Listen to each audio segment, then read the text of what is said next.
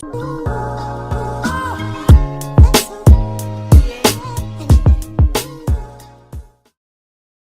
what's up, ZBC students? I hope that you guys are surviving the quarantine well. I hope that everything is going good for you. I want you to know that even though we aren't having youth group services specifically, that on Wednesday nights, we're meeting up here at the church. We're having a full church gathering. It's going to be spread out. We're going to be able to keep the social distancing guidelines to keep everybody safe. So if you would like to come and see that, it's Wednesday nights at 6:30. Okay, and then on Sunday mornings at 10 o'clock, we're having a full church service. And that's all going to be in person, but hey, we understand if you don't feel safe yet to come back. And so that's why we also wanted to make sure that everything that we do in our sanctuary is going to be live streamed. It's going to be on our Facebook page, the Zion Baptist Church Facebook page, but also our YouTube channel. Okay, so check out either one of those and we'll be live with that. So don't think that you're going to miss anything here at ZBC. Right now, the plan is to start our youth group services back the early part of next month, the early part of June. So we'll keep you in the loop on that, but that's right now what we're planning to do. Right now, we're jumping into week 3 of our series, Atypical. It's a Bible study about families and how that word atypical, it really just means not normal. Okay, but what we're coming to find out is that families never fit that term normal. Okay, that word atypical applies to every family out there because there is no normal family. Okay, so when you look at your family and you think, yeah, there's a little bit of crazy, just know that you're not the only crazy people in this world. Okay, when you look at your family and you think how messed up your family is, just know that every other family out there is as messed up as yours. Okay, so when we look at what God can do through the family, okay, we can see that God has really big plans to accomplish when His people invest in their families. And so we're staying through this study. In the first week, we looked at Adam and Eve. Okay, and then the next week, okay, we looked at Abraham and Sarah. And so we look at all of these stories and we see that they were way far from normal. They had so much going on that they were considered atypical, just like my family and your family are. And so we saw that God had some really big plans to work through those families. One of the things that we'll talk about this week is that families have tough conversations. And that's going to be the topic for this week. Have you ever sat down and had a really tough conversation with a member of your family?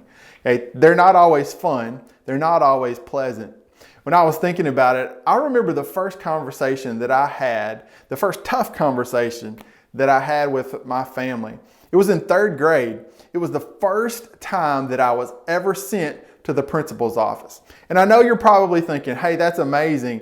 I never would have figured that you were sent to the principal's office, but I was. Okay, actually, if I remember correctly, that is the only time that I was ever sent to the principal's office because that's all it took. Okay, I don't really remember what the principal talked to me about. I remember going to the principal. I remember that he said some stuff to me. I know that I was in trouble. But what I do remember is the moment that I got to talk to my parents after this.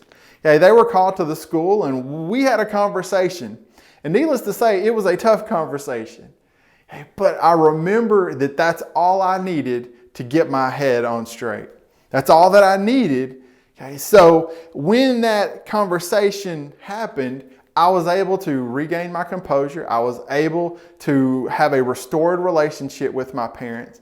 And I was able to go back to class and be able to be productive the rest of the day. And so tough conversations, they work. The question is, do we have them? Okay, do we have these tough conversations? And like I said, we're looking at families in the Bible. And so we talked about Adam and Eve. We talked about Abraham and Sarah. Now, we are going to be talking about Isaac and Rebekah and their sons, Jacob and Esau. And so this is a family, and like we said, we know Adam and Eve, and then several generations happened, and there was Abraham and Sarah. Well, Abraham and Sarah had a son named Isaac. Okay, and Isaac, if you remember him, he was the one that was carried up onto the mountain, and he was going to be sacrificed. He was the promised child to Abraham. Well, he grows up, and after that situation, he grows up and gets married, and he and his wife Rebecca have a son, or two sons, Jacob and Esau. Now, you can jump to Genesis chapter 25, okay, and read verses 21 through 34, and then 27, 1 through 45. Okay, so you check those out, but what this story does is it tells us a lot of information about who Jacob and Esau were, okay, and the fact that God had big plans for them. But these two brothers were very, very different in how God made them. Okay, they were very, very different, and so there were a lot of family dynamics that were at play here. Okay, Jacob was the favorite of his mom. Okay, he was the one, he kind of stayed in the house. He helped her out around the house. He did chores. He liked cooking, like all of those type things. He was very handy to the mom. Hey, now Esau was a little bit different. He was the father's favorite because he was the one, it describes him as that he was a hunter. He went out. He was like the man's man. And so the dad, Isaac, he loved Esau because he got to eat of the things that he would kill when he would go hunting. And so he was he was his father's favorite. And so if you've read Genesis 25 and you read the Genesis 27, okay, you see that there is a whole lot of stuff going on. There's jealousy, and there's greed, there's deception, there's conspiracies. All of this like you'd see in this big drama on Netflix that you guys have been watching. Okay, but it's all of that drama that's going on, and there's heartbreak, and it's all over this big bowl of soup. And I know, right? Soup. Hey, but that's what happened. A bowl of soup came between Jacob and Esau.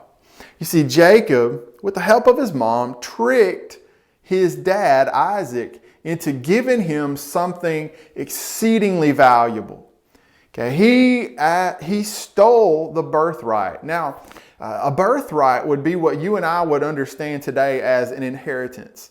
When someone dies and they have a lot of possessions left in this world, they can't take with them. What they do is they decide who gets it. Okay, they pass it to relatives or they pass it to friends. And so say they had a big bank account with $1 million in it, they would decide where that $1 million would go after they died.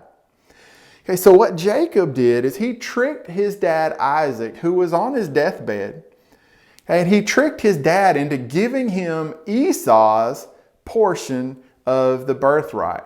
See, Esau was the firstborn. He was the most important son, and he was going to get pretty much everything. And so when Jacob stole Esau's birthright and also the blessing that his father gave him, okay, that caused a huge problem between Jacob and Esau.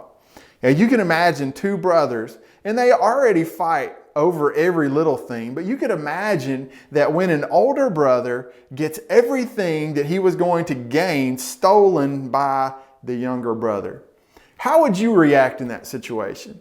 How would you handle that? If you had something that was infinitely valuable to you stolen by a family member, how would you take it? Most of the time, it probably wouldn't go well, would it? Okay, you and I, we would probably not handle it very good. Okay, but let's see what happens. Years later, okay, we can fast forward to Genesis chapter 32. Okay, and years later, we see that that's not the end of the story. You see, what happened. Okay, and time passed. And Jacob and Esau, they both grew up. Okay, they both had families. Jacob, he's married and he has children of his own. But he hasn't spoken to Esau since the day that he ran away. And now he is on his way to the city that Esau lives in. So you can imagine, if Jacob understands what happened with Esau, he knows exactly what happened with Esau, and he can probably imagine that Esau wants to have nothing to do with him. Okay, that he probably hates him. He probably wants to kill him. Okay, so you can imagine that Jacob is pretty unsure about going into the city with Esau. So Jacob, he's not dumb. Okay, but what he does is he sets it up to where he has these waves of people bringing gifts to his brother. So when his brother is coming out to meet him, the first thing that he sees is all of this free stuff that his brother is giving him. And so he hopes that is going to help him forgive him. And so Jacob sends these messengers to Esau with all of these gifts and hoping to show Esau that he's sorry.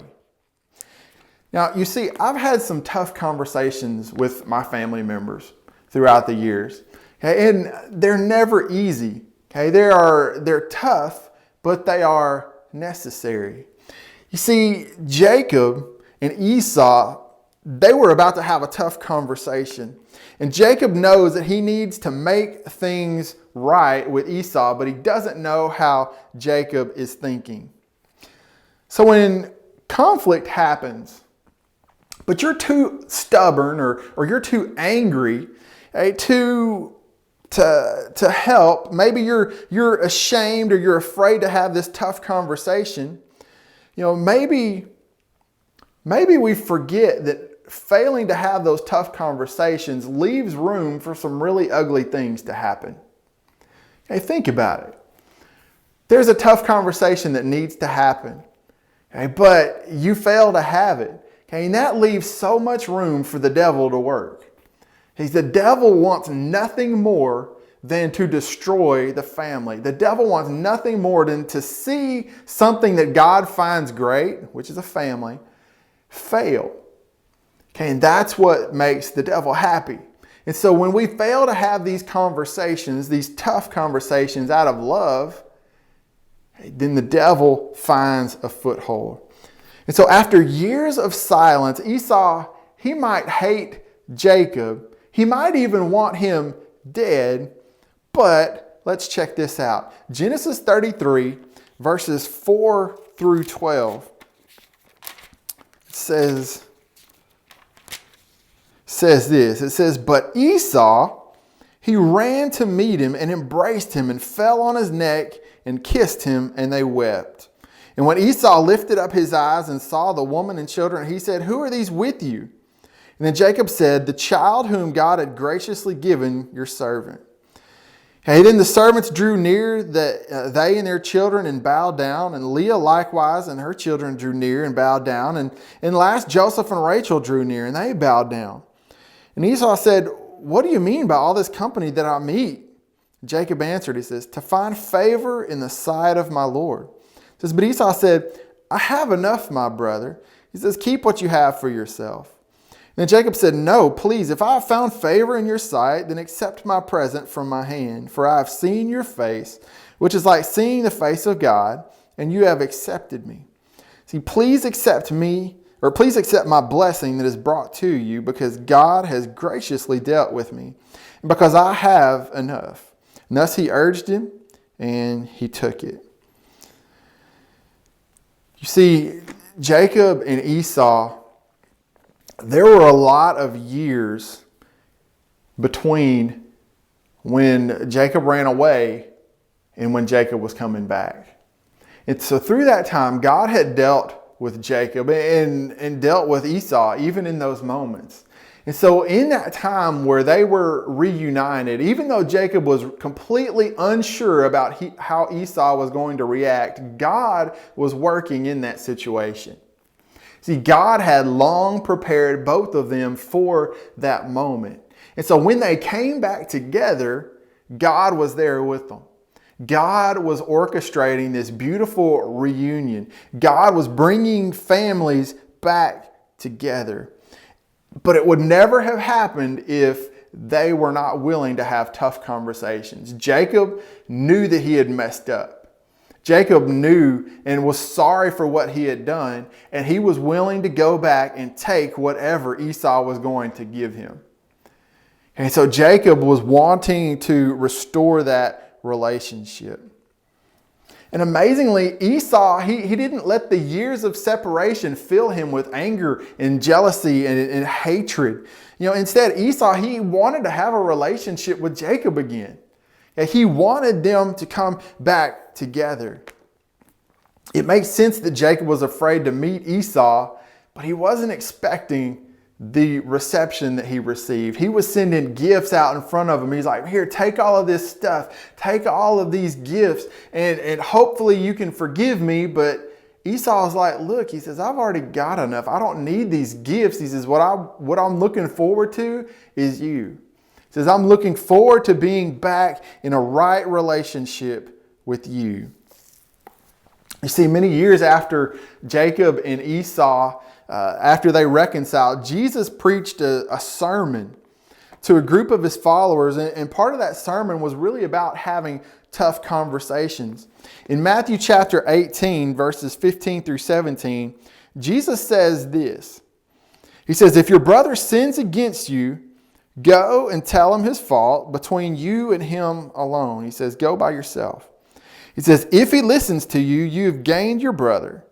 But if he doesn't listen, take one or two others along with you, that every charge may be established by the evidence of 2 or 3 witnesses. It says, if he refuses to them, tell it to the church. If he refuses to listen even to the church, then let him be to you as a Gentile and a tax collector. You see, God loves seeing us live at peace with each other. See, God is glorified when we get along. Now, I'm not talking about that peace where we smile at each other, but we secretly hate each other. I'm not talking about the two-faced type of peace. I'm talking about true peace that only we can experience through Jesus Christ. You see, we learned 2 weeks ago between Adam and Eve that God desired for us, and He designed us to be in a right relationship with Himself. And when we refuse to have those tough conversations with each other, it separates us from each other. You see, when we hang on to bitterness, when we hang on to anger, then we are keeping us from having a close relationship with each other, and it also hurts our relationship with God too. That's not the way that God designed us. And so throughout this series, we've been saying that if you want to do atypical things through your family, then sometimes you've got to be the first one to step up and do something atypical. You've got to be the one to swallow your pride. You see, Jacob knew that he had messed up. He had completely blown it. He had stolen something infinitely valuable from his brother. But over time, he was willing to admit that he had messed up, and he was going to seek correction with his brother. He was going to fix the relationship. And see, God was at work in that moment, and we see that it worked out. So when you've been hurt, when you have hurt somebody, maybe your typical response is staying angry. Maybe it's avoiding somebody. Maybe it's getting bitter at the other person. But maybe, just maybe, God is calling you to do something atypical. Maybe God is calling you to swallow your pride, your bitterness, your anger, your jealousy. God is calling you to take that and get rid of it so you can restore the relationship with that person, that family member. Because God loves when we have tough conversations so that we can restore the relationship with our families. Just like this tough conversation changed Jacob and Esau's family, I want you to think about what tough conversations need to happen in your family. What are those tough conversations that you need to have? And what are those tough things that need to be discussed? Having tough conversations with a family member, it doesn't have to be complicated. It could just simply be asking, Hey, what happened there? Can we talk about that? Maybe it's you just openly sharing how you feel about a situation. Maybe that you need to speak up about how you feel that you were treated. Maybe you really need to listen to the other person. Maybe you just need to be honest with them about how something they did made you feel. Okay, but that open communication always brings out rights and wrongs. And when we are wrong, we need to ask forgiveness for that. And when we are right, it's okay to forgive the other person. Okay, so when we restore those relationships, when we value that relationship more than whether we are right or wrong, okay, when we are able to sit down and have those tough conversations, God is honored. And then that creates us and causes us to be this atypical family that God really wants to work through. So I don't know what conversations you need to have. I don't know what you've been hurt by, what a family member has done in your past that you've held on to, maybe for weeks and months, maybe even years. But God is calling each one of us to restore those relationships so that He can work something beautiful in the middle of that. And so I pray that as these things come to your mind that you need to let go of, that I pray that God will show you the path to take, show you the conversations that you need to have, but most importantly, the peace to have those conversations, the strength to step up and say, I need forgiveness. Okay, I love to restore our relationship. And we'll see what God does in the middle of those relationships. It'll change your attitude when you pray about it. When you're praying for the other person, it changes your perspective. Okay, but God is honored in what we do when we seek to restore those relationships. Jacob and Esau went on to have a great relationship. Okay, but you and I, there are people that are missing from our life because we have put them aside. So I pray that as you seek God's wisdom in this, that for the long term that you are looking to restore relationships. I love you guys. Just know that I'm praying for you. My phone is always on if you need me. So reach out. Hope to see you guys Wednesday nights or Sunday mornings here at ZBC. Keep checking in on you. Love you guys. Talk to you later.